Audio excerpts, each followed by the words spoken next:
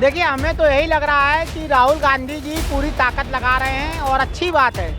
अमृतसर में है, गुरुद्वारे में है और वहाँ पर हमने देखा कि लोगों की सेवा कर रहे हैं, है ना, लंगर चखा रहे हैं, तो अच्छा है क्योंकि कंपटीशन होना चाहिए राजनीति में। माननीय अखिलेश यादव जी एक बात कहते हैं कि महिला ही महिला को दबा रही है। तो क्यों कह रहे हैं? क्योंकि आज जो महिला आरक्षण की बात है, मायावती जी ने तो कहा कि 50% आरक्षण कर दो, कर देना चाहिए। आज महिला को एक तरफ आप कहते हैं कि 50% आबादी महिलाओं की है, 50% पुरुषों की है, फिर आरक्षण 50% क्यों नहीं?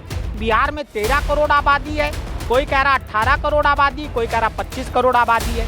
सबसे पहले जनता सुनिश्चित होनी चाहिए। कई लोगों के वोटर आईडी कार्ड नहीं बने, अभी इलेक्शन कमीशन को हम कहेंगे कैंप लगाने चाहिए, क्योंकि हमने अभी देखा था कानपुर में मेयर का इलेक्शन हुआ, आधे लोगों के वोटर आईडी कार्ड काट दिए गए, लोग वोट देने नहीं जा रहे थे। मोदी जी ने अपने दो टेन्योर दिखा दिए, 2 पारी वो खेल चुके हैं। अब जो मैच है वो बेरोजगारी, महंगाई, भ्रष्टाचार। लगातार 2024 को देखा जाए तो संपूर्ण रूप से तैयारियां जो है हर कोई कर रहा है। भारत जोड़ो यात्रा की लगातार बात होती रही है, लेकिन जगह जगह जिस तरीके से राहुल गांधी जनता के बीच जा रहे हैं, एक सबसे बड़ा मसला बना हुआ है कि क्या वाकई 2024 एक ये एजेंडा बनाया गया है कि उसके तहत ये काम किया जा रहा है, या वाकई भारत जोड़ो यात्रा से देखा जा रहा है? क्योंकि कभी वो कुली बन जाते हैं, तो कभी गुरुद्वारे पे पहुंचते हैं, वहां पर सेवा भाव से काम करते हैं, तो कभी पलंग बनाने लग जाते हैं, तो कभी मैकेनिक की दुकान पर बैठ जाते हैं। क्या लग रहा है? देखिए, हमें तो यही लग रहा है कि राहुल गांधी जी पूरी ताकत लगा रहे हैं और अच्छी बात है। अमृतसर में है, गुरुद्वारे में है और वहाँ पर हमने देखा कि लोगों की सेवा कर रहे हैं, है ना, लंगर चखा रहे हैं, तो अच्छा है क्योंकि कंपटीशन होना चाहिए राजनीति में। सिर्फ अब बीजेपी को भी 2 साल मतलब 2 टेन्योर मिल चुके हैं। 10 साल बीजेपी राज कर चुकी है, 9 साल की वो अपनी पूरी समीक्षा बता रही है। लेकिन जिस तरीके से आप देखिए बेरोजगार घूम रहा है, आप देखिए हर जगह ग्रेटर नोएडा चले जाइए, बेरोजगार भरे पड़े हैं, आदमी डिग्री लिए रोड पे सो रहा है।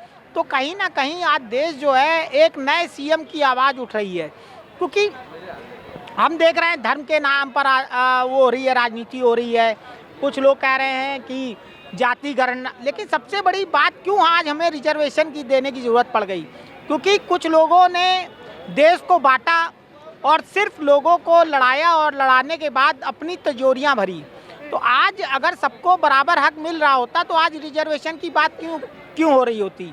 आज क्यों अखिलेश जो सीएम बनने की तैयारी में भी लगे हैं, और उत्तर प्रदेश की सबसे बड़ी पार्टी सपा के मुखिया माननीय अखिलेश यादव जी एक बात कहते हैं कि महिला ही महिला को दबा रही है। तो क्यों कह रहे हैं? क्योंकि आज जो महिला आरक्षण की बात है, मायावती जी ने तो कहा कि 50% आरक्षण कर दो, कर देना चाहिए। आज महिला को एक तरफ आप कहते हैं कि 50% आबादी महिलाओं की है, 50% पुरुषों की है, फिर आरक्षण 50% क्यों नहीं?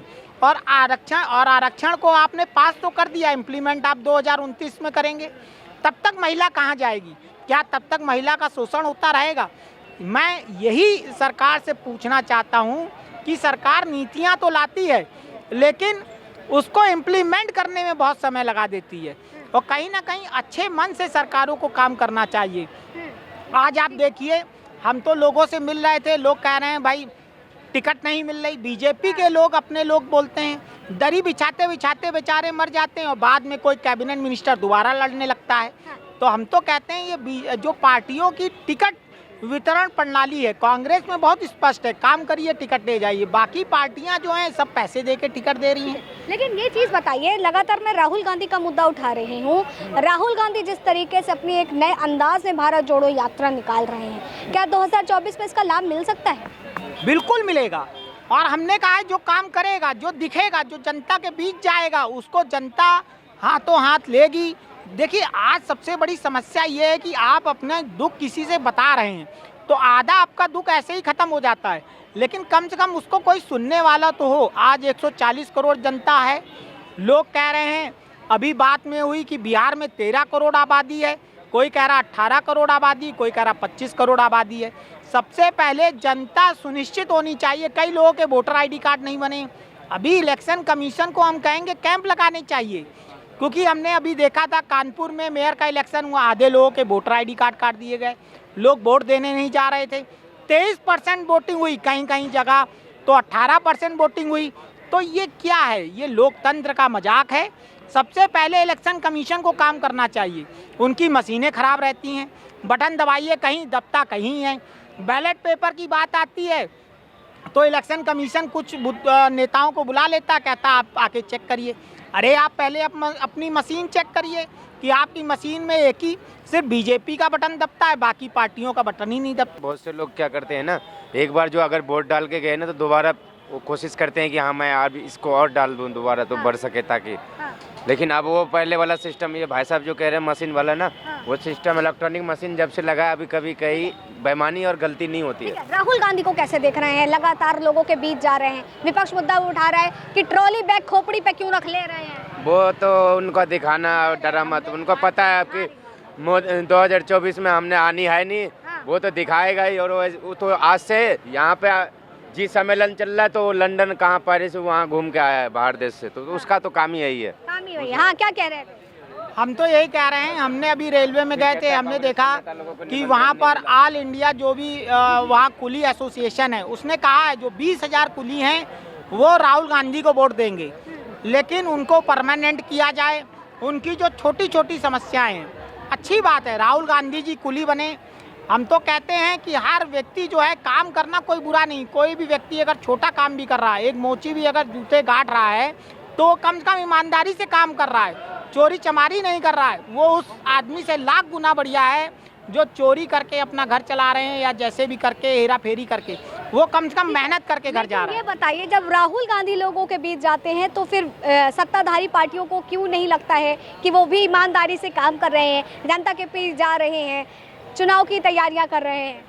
देखिए राहुल गांधी आज चेहरा है, क्योंकि आज आप देखेंगे प्रधानमंत्री के चेहरे के रूप में राहुल गांधी जी को इंडिया ने प्रोजेक्ट किया है। और हमें लगता है भारत के जो प्रधानमंत्री होना चाहिए वो यंग होना चाहिए, क्योंकि आज देखिए 70% युवा है।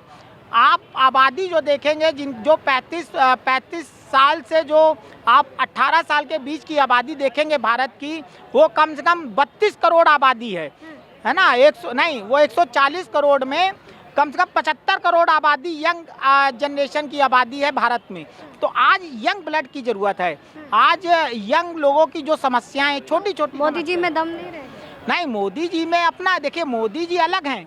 मोदी जी ने अपने दो टेन्योर दिखा दिए, 2 पारी वो खेल चुके हैं। अब जो मैच है वो बेरोजगारी, महंगाई, भ्रष्टाचार और कहीं ना कहीं लोगों में, क्योंकि देखिए आज अगर हम देख रहे थे, अभी लोग कह रहे थे आर्थिक रूप से भी आरक्षण होना चाहिए। जाति आरक्षण तो जरूरी है ही, साथ में जो लोग पिछड़ गए हैं, देखिए हर जाति में गरीब है, तो जो आर्थिक रूप से आरक्षण की ज़रूरत है कहीं ना कहीं, और जाति आरक्षण है जो गणना है वो होनी चाहिए, जो सरकार का काम है।